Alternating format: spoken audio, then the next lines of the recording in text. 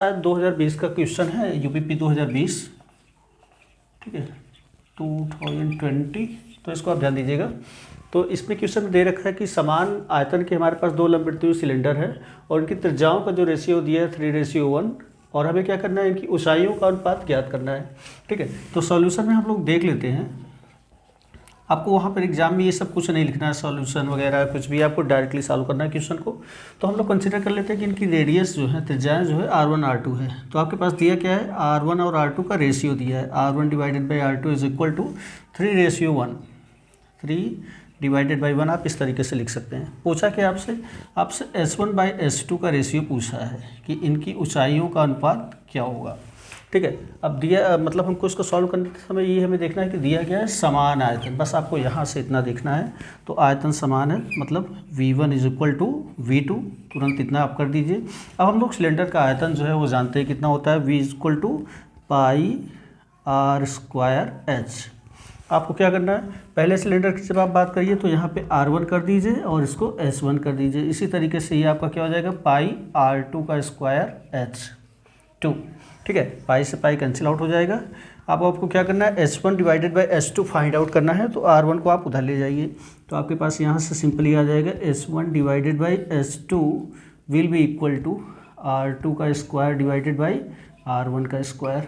ठीक है, और ये आपका हो जाएगा S1/S2 is equal to R2 divided by R1 का होल स्क्वायर। तो वैल्यूज पुट कर दीजिए, 3/1 का होल स्क्वायर। तो आपका आंसर आ गया S1/S2 इज इक्वल टू 9:1 या 9/1, ये आपका आंसर हो जाएगा। अब ये ध्यान दीजिए कि ये क्वेश्चन आपको एग्जाम में विदिन 1 मिनट करना है।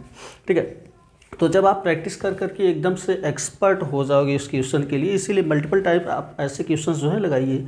तो आपको डायरेक्ट ये स्टेप यूज़ करना है। ठीक है, यहाँ से तो आपका हो ही जाएगा, आप माइंड में कर रहे हैं कि यहाँ पर हम ये पुट करेंगे वैल्यूज यहाँ पे क्या क्या कटनी है। तो आप डायरेक्ट यहाँ से ये स्टेप उठाइए और 2 स्टेप 3 स्टेप के अंतर या एक लाइन 1 लीनियर क्वेश्चन ये आपका हो जाएगा। ठीक है, देखिए ये दूसरा क्वेश्चन है और ये भी यूपीपी 2020 का ही है, यूपीपी 2020। ठीक है, तो अब इसमें दिया है कि k के किस मान के लिए जो आपके पास समीकरण है kx - y is equal to 2, पहला क्वेश्चन है। दूसरा है 6x - 2y is equal to 3। इसका क्या होगा, एक यूनिक सॉल्यूशन होगा, एक अद्वितीय समाधान होगा। ठीक है, तो ऐसे क्वेश्चंस को सॉल्व करने के लिए फिर से ध्यान दीजिएगा कि ये क्वेश्चन आपको विदिन मिनट्स करना है, 1 मिनट के अंदर आपको इसको कर लेना है।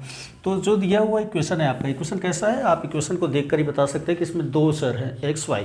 ठीक है, तो 2 चर में रैखिक समीकरण है ये। तो 2 चर में रैखिक समीकरण का जो स्टैंडर्ड फॉर्म हमारे पास होता है ax plus by plus c is equal to 0। तो सबसे पहले आपको क्या करना है कि इन दिए हुए इक्वेशंस का इससे कंपेयर करना है। अब आपके पास 2 इक्वेशंस हैं, तो आप इसको a1x प्लस b1y इस तरीके से करके c1 इज इक्वल टू 0 और दूसरा आप a2x plus b2y plus C2 is equal to 0 ऐसे कंसिडर कर सकते हैं। ठीक है, तो जब आप कंपेयर करेंगे तो ax प्लस by, ठीक है, तो इस तरीके से आपको दिखेगा। तो जब पहले का हम कंपेयर करेंगे तो a1 की वैल्यू आपको कितनी मिल गई है, k। तो a1 is equal to k। b1 की वैल्यू यहाँ पर आपको कितना मिली है, y के साथ कोफिशिएंट -1, तो b1 is equal to -1। c को आपको ज़रूरत नहीं है, कांस्टेंट टर्म है, नहीं भी आप लेंगे तो भी कोई दिक्कत नहीं है। ठीक है, दूसरा फिर भी आप लिख सकते हैं, नो प्रॉब्लम। तो आपके पास C1 कितना हो जाएगा, C1 इज इक्वल टू, इधर से लीजिए तो इधर आएगा तो -2 हो जाएगा, -2। इसी तरीके से जब आप दूसरे को कंपेयर करेंगे तो A2 आपका कितना हो जाएगा, A2 आपका 6, B2 आपका कितना हो जाएगा, -2, y का कोफिशिएंट, और C2 आपका कितना हो जाएगा, ट्रांसफ़र करने पर ये आएगा इधर -3। ठीक है, अब मेन जो है आपको क्या करना है कि जो अद्वितीय समाधान है, यूनिक सॉल्यूशन के लिए जो हमारे पास कंडीशन है A1/A2 is not equal to B1/B2, ये आपको कंडीशन ध्यान रखिए, बस इसी कंडीशन से सॉल्यूशन है। वैल्यूज पुट कर दीजिए, A1 की वैल्यू k, तो k डिवाइडेड बाई A2 आपका कितना है 6, k/6 is not equal to B1 आपका कितना है, B1 की वैल्यू -1 और B2 आपका कितना है, B2 की वैल्यू -2।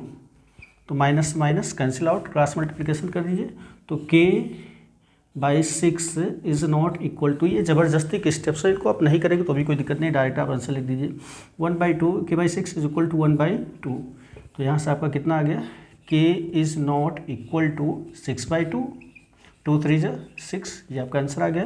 तो k is not equal to 3, which is option B. ठीक है, तो इस तरीके से हम इनको सॉल्व करेंगे। चलिए, तो ये नेक्स्ट क्वेश्चन हमारे पास तीसरा है। इसमें दिया है कि एक संख्या के 6/7 का 1/3 28 के बराबर है, तो वह संख्या ज्ञात कीजिए। 1 मिनट के अंदर आपको सॉल्व करना है। तो मान लीजिए, माना, ये सब आपको लिखना नहीं, मैं फिर से बता दे रहा हूँ, माना वह संख्या x है, केवल आपको संख्या कंसिडर कर लीजिए x है, लीजिए x संख्या है, तो क्या दिया है, संख्या के 6/7 का 1/3।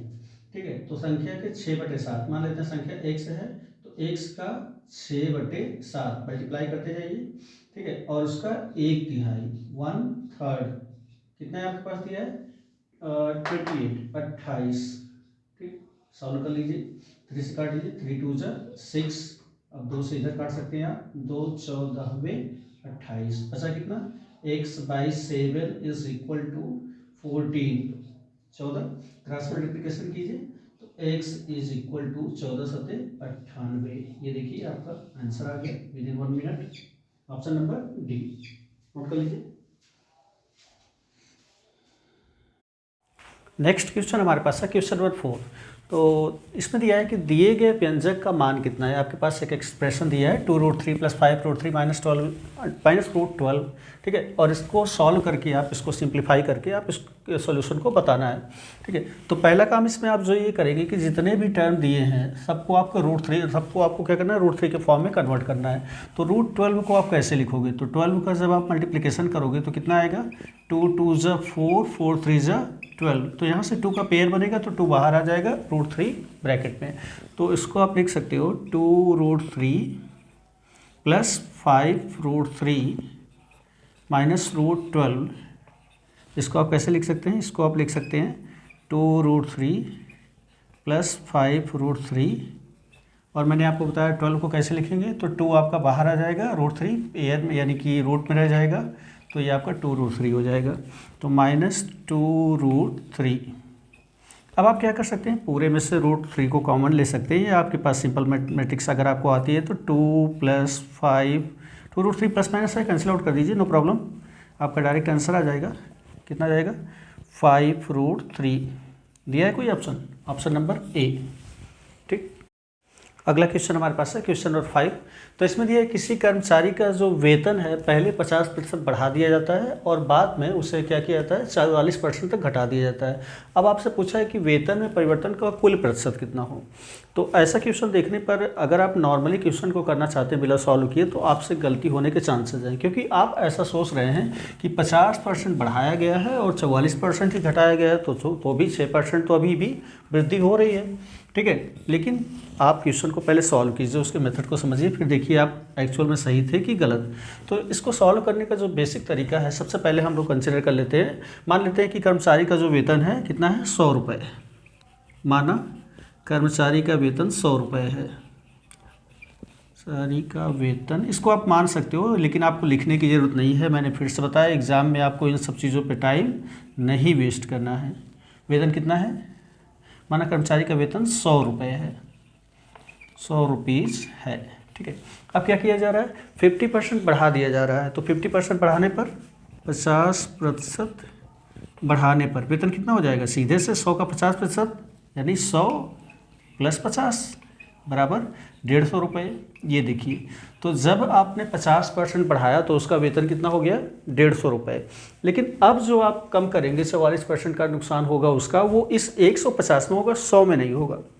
ठीक है, तो 44% पहले आप क्या कीजिए, घटाने पर तो कितना हो जाएगा आपका, 150 माइनस 150 का 44%। कैसे निकालेंगे आप, 44/100। ठीक है, कैंसिल आउट कर दीजिए, 0 से 0 और भी कुछ कट रहा है, 15 5 से 5 3 15, 5 बिसावे 5 दूनी 10, यहाँ पर कट गया। ठीक है, और 2 22 42, तो कितना हो गया, 150 माइनस 22 त्रिका 66, 66। यहाँ से आप सॉल्व कर लीजिए, कितना जाएगा आपके पास, 10 में 6 गए 4, और ये कितना बचा, 14 में 6 गए 8, कितना आया 84%। ठीक है, यानी कि 84 रुपीज़। जिसका वेतन पहले 150 रुपये था, 44% कम करने पर उसका कितना हुआ 84। इसका वेतन स्टार्टिंग में कितना था, फिर से आप देखिए, शुरू में तो उसका 100 रुपये वेतन था, लेकिन अभी कितने बचे उसके पास 84। इसका मतलब कि उसके वेतन में 16% की कमी की गई है। ठीक है, तो अंतिम वेतन कितना हो जाएगा, अंतिम वेतन बराबर 100 माइनस 84। वेतन में कमी आप देख लीजिए, वृद्धि नहीं हो रही, वेतन में कमी, वेतन में कमी कितनी हो गई, बराबर 100 माइनस 84, या प्रतिशत में भी रख सकते हैं, नो प्रॉब्लम, 100 के साथ था, बराबर हो गया आपका कितना 16%। तो कुल मिलाकर वृद्धि तो हुई नहीं, कमी हुई।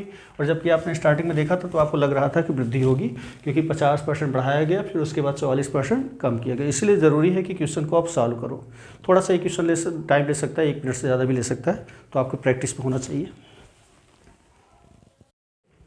तो हम लोग यूपीपी PYQs कर रहे हैं 2020 के, और ये है आपका 7वां क्वेश्चन। तो ये क्वेश्चन जो है बेसिकली आपका स्पीड एंड टाइम से है। ठीक है, तो अब इसमें दिया है कि यदि कोई व्यक्ति 8 किलोमीटर प्रति घंटे के बजाय 12 किलोमीटर प्रति घंटे की चाल से चले गति करे, तो वह 54 किलोमीटर अधिक चल सकेगा।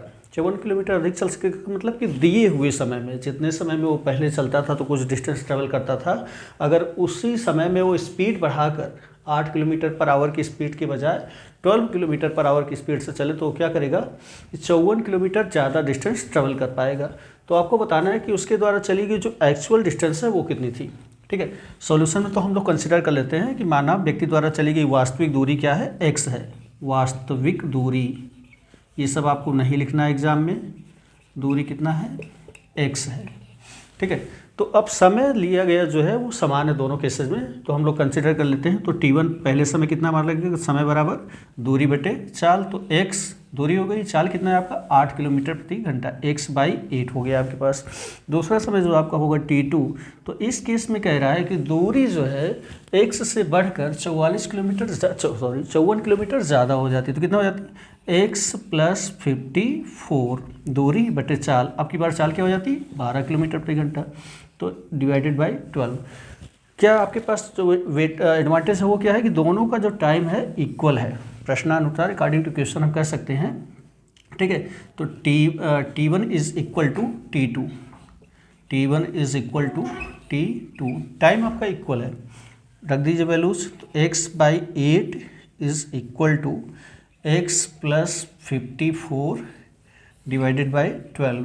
सॉल्व कर लीजिए, 4 दूनी 8, 4 तिहाई 12, क्रॉस मल्टीप्लिकेशन, तो 3x इज इक्वल टू 2 का उधर जाएगा, 2x + 54 दूनी 108, तो 2x इधर आएगा, 3x - 2x कितना हो जाएगा, x is equal to 108 kilometre. उसके द्वारा जो चली गई वास्तविक दूरी है वो कितना है, 108 किलोमीटर। ठीक है, नोट डाउन।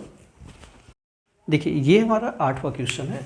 तो इसमें आपके पास दिया है कि यदि a को हम गुणा का संकेत बताएं, b को विभाजन का, c को योग का, d का घटाव का संकेत बताएं, तो इस तरीके से जो आपके पास एक दिया हुआ एक्सप्रेशन है 8a 3c 24b 12d 19 का मान कितना होगा, क्योंकि इसको हमें क्या करना है, वैल्यूज इस तरीके से सब्स्टिट्यूट करना है हमें। ठीक है, साइन यूज करना है, उसके बाद हमें इसको सॉल्व करना है। तो इसका सॉल्यूशन देखिए, तो इसमें हम लोग क्या करेंगे कि आपको बोर्ड मास ना ये पता होगा किस तरीके से किसी एक्सप्रेशन को हम लोग सॉल्व करते समय। सबसे पहले आप ब्रैकेट को ओपन करना है, फिर डिवीजन, मल्टीप्लिकेशन, एडिशन और लास्ट में सबट्रैक्शन यानी घटाना का यूज करना है। तो आप सब्स्टिट्यूट कीजिए, तो क्या दिया 8a को आपको क्या करना है, गुणा, तो 8a की जगह पे गुणा का चिन्ह रखना है। उसके बाद 3 फिर c की जगह पे आपको योग का चिन्ह यानी प्लस। उसके बाद 24 है, 24। उसके बाद आपको क्या करना है, b विभाजन यानी डिवीज़न। ठीक है, फिर आपका 12 है, 12, फिर d है आपका, d घटाव यानी माइनस, कितना 19। अब इस एक्सप्रेशन को आपको सॉल्व करना है। तो बोर्ड मास का यूज़ करते हुए, ब्रैकेट है नहीं कि इसको आपको ओपन करने की जरूरत है, तो कहाँ से हम सॉल्व करेंगे, डिवीजन से। सबसे पहले डिवीजन, यानी 24 को 12 से आप डिवाइड करें, कितना हो जाएगा 3। तो 8 मल्टीप्लाइड बाई 3 प्लस 24 को 12 से डिवाइड किया, 12 2 आ गया आपका माइनस 19। ठीक है, अब क्या करना है हमें, डिवीजन हो गया, मल्टीप्लिकेशन। अब मल्टीप्लाई कीजिए, 8 3 24, तो 24 हो गया आपका, प्लस 2 माइनस 19। बाकी सब आप जानते हैं, 24 2 एडिशन करना है। ठीक है, 24 2 26, इधर कर लीजिए, तो 26 माइनस 19, लास्ट में सब्ट्रैक्ट कर दीजिए, कितना आ गया आपके पास 7। Option number C. Question number 9 हमारे पास है। तो इसमें कह रहा है, अन्ना कोई व्यक्ति है जो किसी बैंक में एक निश्चित राशि का निवेश करता है, और बैंक कैसा है, साधारण ब्याज देने वाला है, सालाना साधारण ब्याज देता है। 2 साल के अंत में वो निवेश का मूल्य कितना हो जाता है, 240 रुपये। तो क्या करता है, वो निकालता नहीं, 3 साल और वेट करता है। तो 3 साल बाद जो है, इंतजार करने के बाद अंत में उसे 420 रुपये टोटल मिलते हैं। तो उसके द्वारा आरंभ में निवेश की गई मूल राशि कितनी थी, ये आपसे पूछा है। इसमें आपको समय भी बताया है, समय बताया है, लेकिन आपके पास दर जो है नहीं दिया है। ठीक है, तो देखिए हम लोग इसको कैसे सॉल्व करेंगे, सॉल्यूशन। तो अब हम लोग के पास जो ट्रिक है, यहाँ पर हम ये यूज़ कर सकते हैं कि 2 साल के अंत में, देखिए ये दिया है ना, 2 साल के अंत में उसके पास जो निवेश का मूल्य था कितना था, 240। 3 साल और इंतज़ार करने के बाद अगर हम कह सकते हैं कि 5 साल के अंत में मूल्य कितना हो जाता है, 420। तो 2 साल में ना राशि कितनी थी, 240 रुपीज़। ठीक है, और 5 साल में कितनी हो गई, 5 साल में कितनी हो गई आपके पास, 420 रुपये। तो इसका मतलब अगर हम देखें तो 5 यानी कि यहाँ पे 2 साल और 5 साल, यानी कि 3 साल का जो ब्याज मिलेगा, यहाँ से हमें मिल जाएगा। तो 3 साल का ब्याज कितना मिल गया, बराबर 420 माइनस 240, कितना हो जाएगा आपका,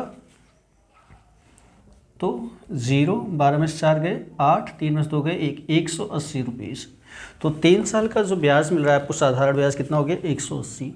तो 1 साल का कितना हो जाएगा, ठीक है, 1 साल का आपके पास 180 डिवाइडेड बाई 3 बराबर 60 रुपये। तो इस तरीके से हम लोग देख रहे हैं कि 1 साल का 60 रुपये ब्याज मिल रहा है। तो स्टार्टिंग में 2 साल के अंत में निवेश का मूल्य कितना था, 240 रुपये। तो 2 साल में सोचिए उस समय ब्याज क्या मिला रहा होगा। यहाँ पे मैं रब कर दे रहा हूँ ऊपर का कुछ पोर्शन।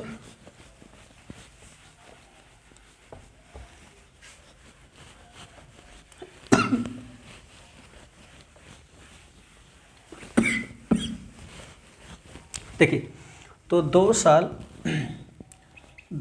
साल में ब्याज, तो 2 साल ब्याज कितना हो जाएगा, बराबर 2 गुणते 60, 1 साल का ब्याज 120 रुपये। तो अगर 120 रुपये ब्याज हो जा रहा है तो 2 साल में कुल राशि कितनी थी मिली, तो 2 साल में जमा की गई जो राशि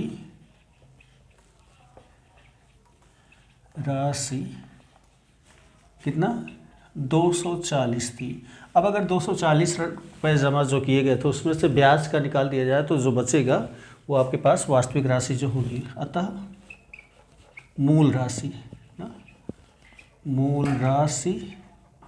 बराबर कितनी हो जाएगी, 2 साल की कुल राशि 240 माइनस ब्याज 120 बराबर कितना आ गया, 120 रुपये।